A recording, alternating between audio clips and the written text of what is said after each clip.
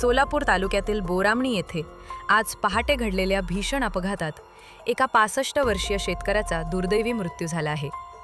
वसंत शंकर आवटे असे मृत शेतकऱ्याचे नाव असून ते आज 15 मे रोजी पहाटे 4:30 वाजण्याच्या सुमारास घराजवळील पाणी टाकीजवळ वॉकिंग करत होते।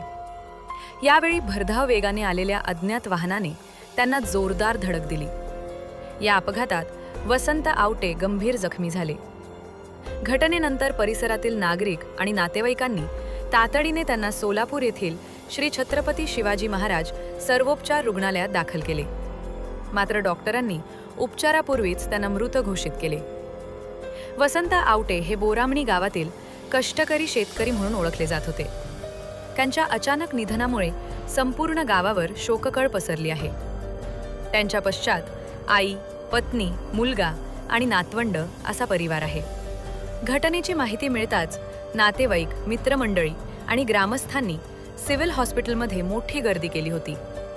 अपघातानंतर अज्ञात वाहन चालक फरार झाला असून पोलिसांकडून त्याचा शोध सुरू आहे।